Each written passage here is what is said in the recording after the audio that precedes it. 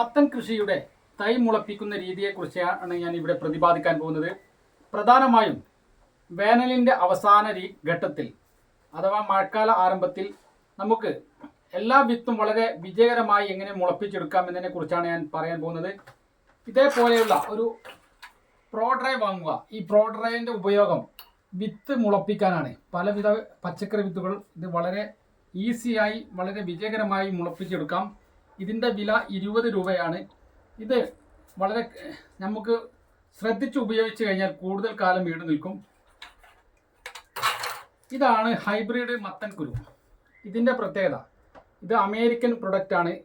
ഈ മത്തൻ നമുക്ക് ഉണ്ടാക്കി കഴിഞ്ഞാൽ അതിൽ നിന്ന് നമുക്ക് വിത്ത് ശേഖരിക്കാൻ കഴിയുകയില്ല. വിത്ത് ഉണ്ടാക്കി കഴിഞ്ഞാൽ ആ വിത്ത് മുളക്കുകയില്ല എന്നതാണ് ഇതിൻ്റെ ന്യൂനത.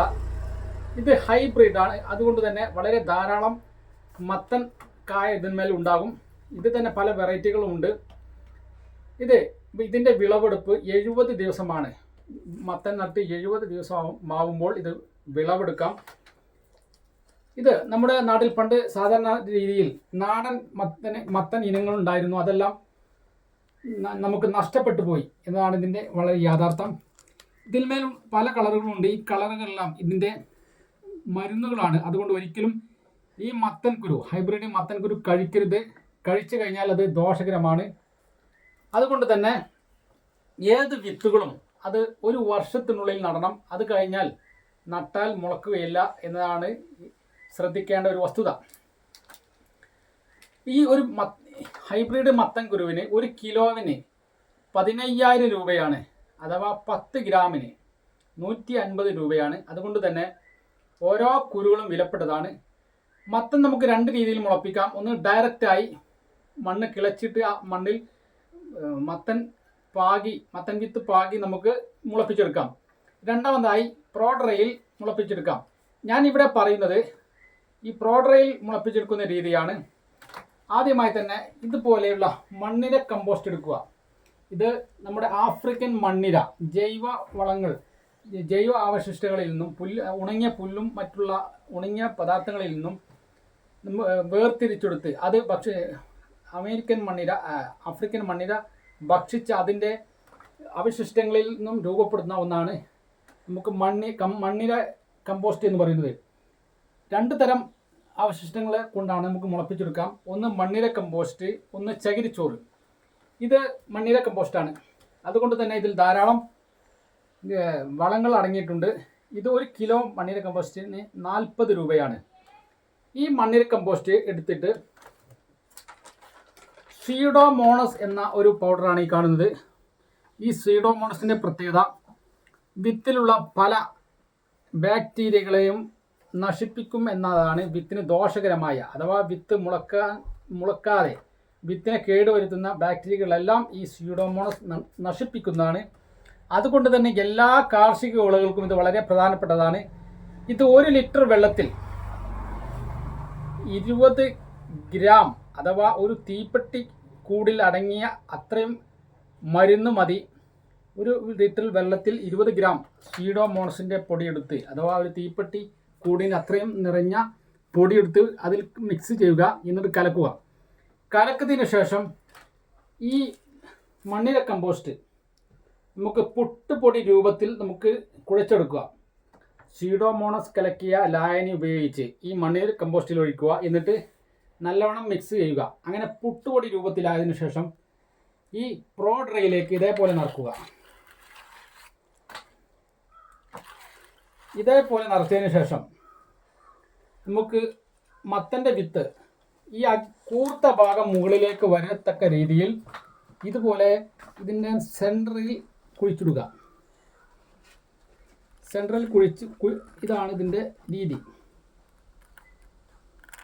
ഒരിക്കലും ആ കൂർത്ത ഭാഗം അടിയിലേക്ക് വരരുത്. എന്നിട്ട് ഇത് നല്ല ഒരു തണൽ ഉള്ള സ്ഥലത്ത്, ഡയറക്റ്റായി വെയിൽ ലഭിക്കാത്ത, കോഴികളൊന്നും കൊത്തിപ്പുറുക്കാത്ത സ്ഥലത്ത് ഇത് മുളപ്പിക്കാൻ വെക്കുക. അങ്ങനെ ഒരു 10-12 ദിവസം ആവുമ്പോൾ വളരെ ആരോഗ്യമുള്ള തൈകൾ ഇതിൽ നിന്നും കിട്ടുന്നതാണ്. ആ തൈകൾ നമുക്ക് മത്തനായി കഴിഞ്ഞാൽ ഒരു റൗണ്ട് ഷേപ്പിൽ മണ്ണ് കിളച്ച് അതൊരു ചെറിയ കുഴി രൂപത്തിലാക്കിയിട്ട് മണ്ണ് നല്ലോണം കിളച്ച് മറിക്കുക. അതിലേക്ക് നമുക്ക് ജൈവ വളങ്ങൾ അഥവാ ചാണകപ്പൊടി അല്ലെങ്കിൽ ആട്ടിൻ കാഷ്ടപ്പൊടി മറ്റുള്ള പൊടികളെല്ലാം നല്ലോണം അതിലേക്ക് മിക്സ് ചെയ്യുക. എന്നിട്ട് ഈ മുളച്ചു വന്ന തൈ അതിലേക്ക് മാറ്റി സ്ഥാപിക്കുക. പ്രധാനമായും നമ്മൾ ശ്രദ്ധിക്കേണ്ടത് ഒരു മെയ് 2-ാം വാരത്തിൽ മെയ് 10-ാം തീയതി മുതൽ നമുക്ക് ഇതുപോലെ മുളപ്പിച്ച് കഴിഞ്ഞാൽ ജൂൺ ആദ്യ വാരത്തിലേക്ക് നമുക്ക് പറിച്ച് നടാം. അത് നമുക്ക് നനക്കാതെ നമുക്ക് ഈസിയായി നമുക്ക് കൃഷി ചെയ്യാവുന്നതാണ്. നനച്ചു കഴിഞ്ഞാൽ വളരെ ഉഷാറായിട്ട് ഉണ്ടാകുന്നതാണ്. ഇത് ഒരു തടത്തിൽ 3 വിത്തേ പാടുള്ളൂ, അഥവാ 3 തൈകളെ പാടുള്ളൂ, കൂടുതൽ പാടില്ല.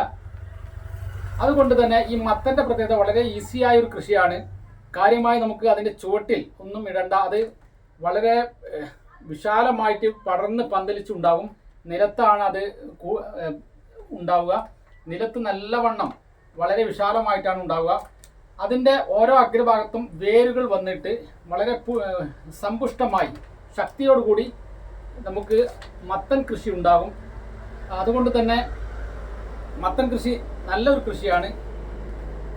അതുകൊണ്ട് ഈ ഒരു പ്രോഡറയിൽ നിങ്ങൾക്ക് വിത്ത് മുളപ്പിച്ച് കഴിഞ്ഞാൽ അത് 100% നിങ്ങൾക്ക് വിജയിക്കുന്നതാണ്.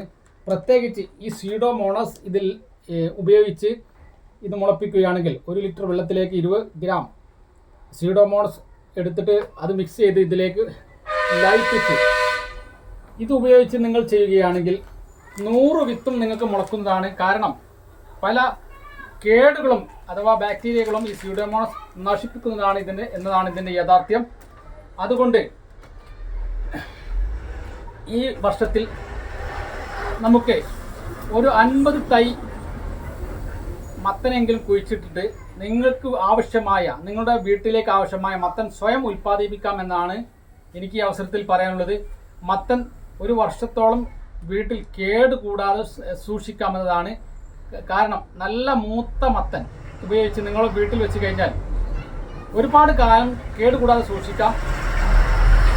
മത്തൻ വളരെ ശരീരത്തിന് ആവശ്യമായ ഘടകങ്ങൾ, പ്രോട്ടീനുകളും അതുപോലെ തന്നെ നല്ല ധാതു ലവണങ്ങളും എല്ലാം അടങ്ങിയ ഒരു പച്ചക്കറിയാണ് മത്തൻ എന്ന് പറയുന്നത്. അതുകൊണ്ട് എൻ്റെ ഈ ഒരു വീഡിയോ നിങ്ങൾക്ക് ഇഷ്ടപ്പെട്ടു എന്ന് കരുതുന്നു. അടുത്ത ഒരു മനോഹരമായ വീഡിയോയുമായി വീണ്ടും വരാം.